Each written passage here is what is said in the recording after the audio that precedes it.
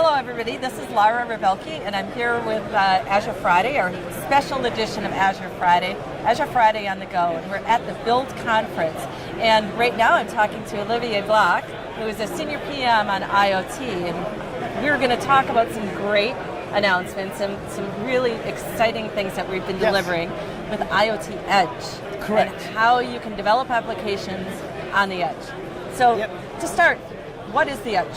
IoT Edge. Yeah. So IoT Edge is, well, the edge in general is not something new, right? The edge is about what's happening that is not on the cloud related to IoT. So it actually includes tons of things from devices to gateways and so on. Exactly. We've been talking about IoT Edge for some time already. However, we have some cool announcements we're going to talk about right now. One thing I want to bring up is that we have a clear, set of solutions and tools and technologies to address IoT scenarios. Edge is one of them. We have solutions, we have platform services, which is this brick of Legos, past services to aggregate, connect, manage devices, and deal with data. And then we have the edge side of things. So in all of these are just different ways that you can package up and run your IoT application, depending where you want to run it. So it's more different ways of approaching an IoT application, where you want to go with a SaaS solution, pre-built for you, turnkey solution, or you want to compose your own app, all running in the cloud. Right. And whether you want to compose your own application, which actually we started having something that is a bit distributed, or you want to do the DIY, total nerd type of thing, right? So Edge actually is in between these all solutions and platforms and Edge stuff, because IoT Edge is about running on devices, compute that is being trained and developed in the cloud.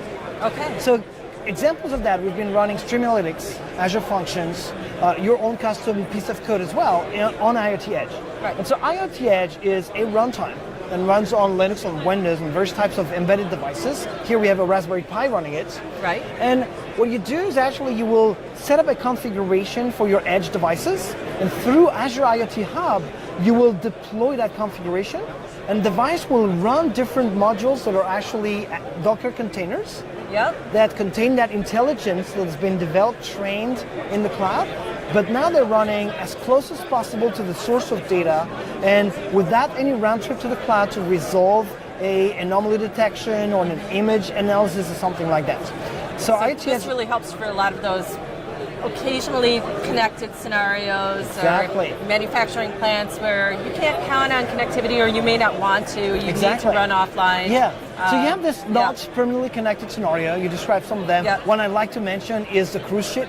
Or a submarine. Yeah, or a submarine, even better, cooler. Actually, I like that one. I'm going to use that one. Where you have tons of sensors and devices, and you need to have analytics happening in there, right? So you cannot rely only on having everything happening in the cloud. The other scenario is latency.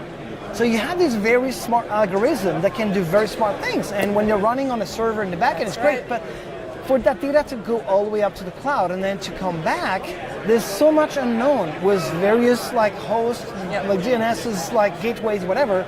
You cannot really rely on that in terms of the latency and the response time, right? And not only that, but you may actually need to have that response a lot faster than what that round trip will cost. That the time to decision on how you react to that value in an IoT solution. Not all of them, but there are some circumstances where you really need to make a decision a lot faster than that round trip. And last but not least, this data to be transported from device to the cloud, it's not free. It actually has a cost, right? And so if you need to do analytics on a lot of data, and you want to send everything, it's going to cost you that bandwidth usage, right?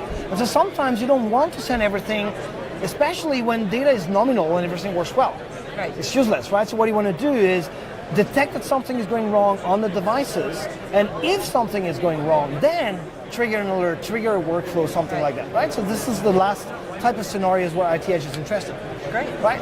And so a very good illustration of that is something new that we're announcing at Build, is the ability to run cognitive services, pre-trained models that eventually will allow you to detect what a banana versus an apple versus an orange is in our demo here. But in a nutshell, you have these models that cognitive services as pre-trained for you.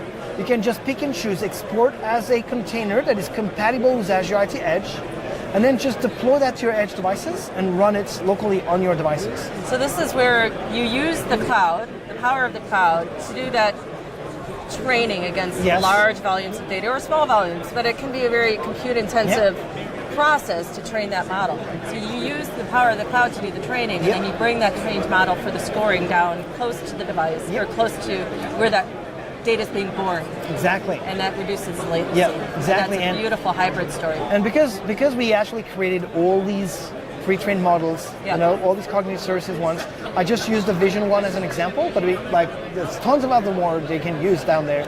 And basically, as a developer, pick and choose, train your models in the cloud, web page, super easy, feed with pictures, feed with whatever information you need to train them, export, and then deploy on the device. And the device just needs to run the IoT Edge runtime.